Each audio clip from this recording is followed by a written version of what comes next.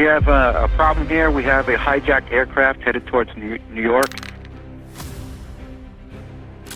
Every time the fate of the A-10 is discussed, it becomes a battle of worldviews. On one side are the modernization advocates who speak in terms of budget, range, and speed. On the other are the frontline military who understand the importance of effective air support. It's funny that they are trying to justify the Warthog's write-off not even by its shortcomings, but by its outdated appearance. But pilots love this plane, and the infantry knows that there's no better friend than the A-10. So why does the aging attack aircraft evoke such a profound emotional response? And how did this noisy, ungainly craft become a symbol of efficiency even in the midst of the stealth fighter era? In the late 1960s, the United States faced an urgent need for a specialized aircraft to support ground troops. By the time of the Vietnam War, the U.S. Air Force's only close air support aircraft was a propeller-driven Douglas A-1 Sky Raider of the 1940s. It was slow, vulnerable to ground fire, and had only modest armament. The result was an impressive loss of about 266 of these devices in combat over the Vietnamese jungle. September of 1966 saw the order from General John P. McConnell, Chief of Staff of the U.S. Air Force, to develop a specialized CAS close air support aircraft under the new Attack Experimental AX program. A year later, the request for information was distributed to 21 defense contractors. However, the final requirements were not formulated by U.S. Air Force representatives until the spring of 1970, when the service submitted a more detailed request for proposals, which emphasized a maximum speed of 460 miles per hour, a mission radius of 285 miles, an external load of up to 16,000 pounds, a takeoff distance of up to 4,000 feet, and a price per aircraft of no more than $1.4 million, or about $12 million today. The AX was the first U.S. Air Force aircraft designed exclusively for CAS, and the Warthog was also not without reason teased as the first aircraft designed around a gun, and there's some truth in this, because in parallel with the request for the development of the attack aircraft, the command issued a separate request for proposals regarding a rotary automatic 30mm AX cannon, with a rate of fire of 4,000 rounds per minute and the highest possible muzzle velocity. After a lengthy selection process, Fairchild Republic was chosen to manufacture the aircraft, with General Electric responsible for the cannon. The entire concept of the A-10 revolved around one idea: close, continuous support of ground troops. It was supposed to hover over the battlefield, not fleeing after the first enemy salvo, but striking again and again. The designers of this attack aircraft did their homework at the highest level, simplifying the technical solutions to the utmost. The twin TF-34G100A turbofan engines, each producing 9,065 pounds of thrust, are mounted high on the fuselage, away from the ground and potential damage. This placement allows them to even operate while being serviced and rearmed on the ground, greatly reducing return-to-combat time. Their infrared signature is greatly reduced by the bypass ratio and the exhaust routing over the tailplanes. Additionally, engineers protected the engines from the rest of the A-frame with firewalls and fire suppression equipment. The A-10's 4 fuel tanks were positioned closer to the center and separated from the fuselage, so that enemy shells would have to penetrate the aircraft skin before they could hit the outer skin of the fuel tanks. Moreover, damaged fuel lines are self-sealing. If the damage received by the aircraft exceeds these self-sealing capabilities, then the check valves will not allow fuel to enter the damaged tank. Most of the Warthog's fuel system components are located inside the fuel tanks, so component failure will not result in fuel loss, and the refueling system is designed to purge after use. Additional protection against debris and fuel leakage in the event of damage is provided by mesh polyurethane foam covering the inside and outside of the fuel tanks. But what if the enemy was able to destroy all 4 fuel tanks? Well, in that case, the A-10 and its 2 self-sealing sumps guarantee a fuel reserve of at least 230 miles, which, although it sounds crazy, has already been proven by A-10 pilots during combat sorties over the past almost 50 years. Although the plane got the nickname Warthog due to the external resemblance of it protruding fangs, the guns and massive front landing gear, with the snout of an African boar, in our opinion, the nickname Terminator would be much more appropriate for it. After all, this machine is practically indestructible. Firstly, it can easily survive direct hits from armor-piercing and high-explosive shells of 23mm caliber or lower. Secondly, The A-10 has dual redundancy of hydraulic flight systems and a mechanical system as a backup in case the hydraulics fail. Totally.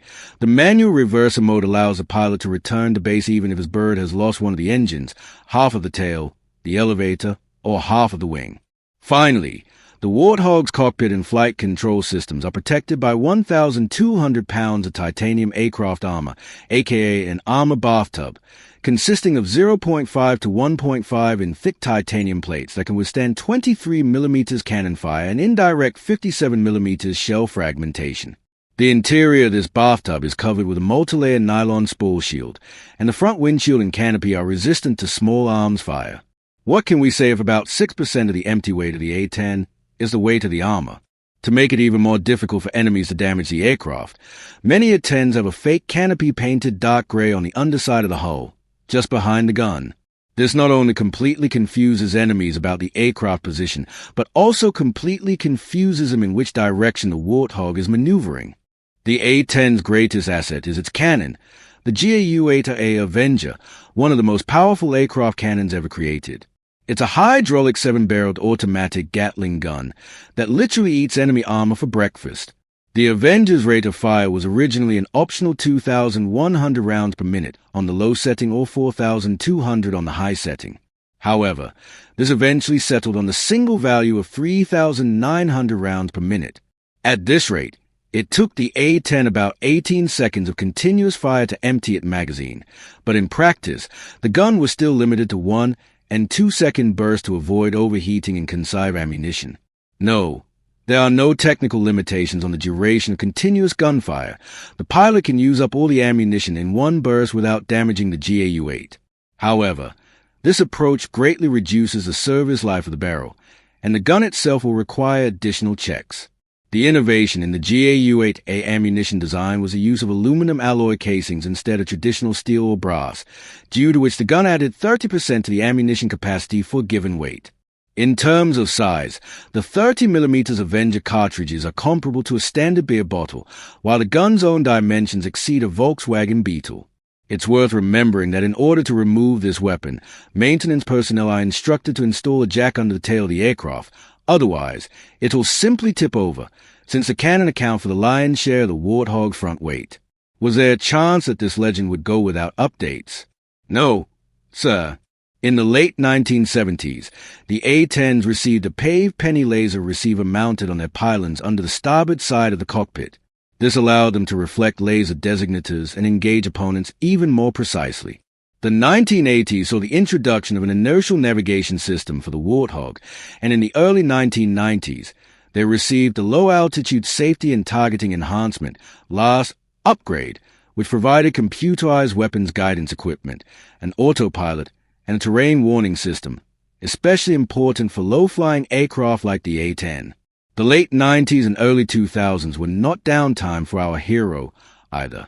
Today, it received the Global Positioning System, GPS, navigation system, and multifunctional displays, and the LAST system was upgraded with the Integrated Flight and Fire Control Computer, IFFCC. The Air Force also acknowledged that the Warthog's engines were starting to deteriorate and planned to replace them with new ones. However, such ambitions would have cost the service more than $2 billion in 2001, so the idea was shelved.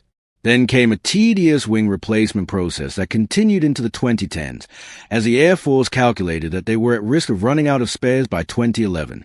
The new wings, installed under the Thick-Skin Urgent Space Kitting (TUSK) program, significantly increased the Warthog's readiness for new missions, further reduced maintenance costs, and breathed new life into the aging attack aircraft, keeping it relevant until at least 2035. And a little later, in the winter of 2016, Boeing announced that the A-10 with the new wings will remain in service without problems until 2040. The upgrade of the A-10A to the A-10C was a huge leap for our hog. Between 2005 and 2011, the entire fleet of 356 A-10s and OA-10s received all-weather capability, an improved fire control system, electronic countermeasures, ECM, smart bomb guidance, a modern communication suite led by Link 16 and SATCOM, and an improved cockpit that includes 2 multifunction displays and a hands-on throttle and stick, HOTAS. configuration that allows placing buttons and switches on the throttle lever and flight control stick. The update, called Suite 10, included multiple targetless improvements, allowing the pilot to engage multiple targets with 3 different types of weapons in a single pass. Furthermore, the aircraft received full integration of the AGM-65 Maverick missile and the Advanced Precision Kill Weapon System, APKWS, laser guidance systems, which provide the ability to target at the maximum kinematic range of the rocket with aiming solutions designed within rocket tolerances.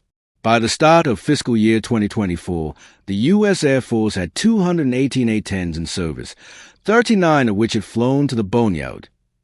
In the same year, unfortunately, military high command believes that these legendary attack aircraft have increasingly limited survivability, especially in any future high-level operation such as a conflict in the Pacific against China. However, this opinion on the part of Air Force representatives does not prevent Congress from actively preventing regular attempts to get rid of the Warthog fleet. Moreover, they are still carrying out combat missions.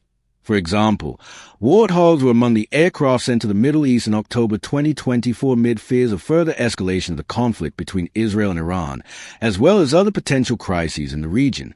Since then, the veteran attack aircraft have been used extensively in recent weeks to strike across Syria amid renewed uncertainty in the country following the overthrow of dictator Bashar al-Assad. Speculation then followed that the A-10 could migrate to foreign air forces, such as Jordan or Ukraine, after the U.S. Air Force finally retired the aircraft. But you know what? The Warthog's not just a plane. It's a philosophy, an engineering solution that puts the fulfillment of tasks in the lives of infantry above any aesthetics. Power enclosed in a solid metal shell, a rare example when technology does not become obsolete because its value is not in the technology but in the idea. And as long as there's a need to support soldiers on the battlefield, you will not get rid of the A-10. It's a hero of the invisible front, who rarely appears on TV, does not shine in pompous air shows, but rather does what it knows it can do better than anyone else, and it does so properly, consistently, and with extreme effectiveness. Thanks for watching, and we'll see you in the next one.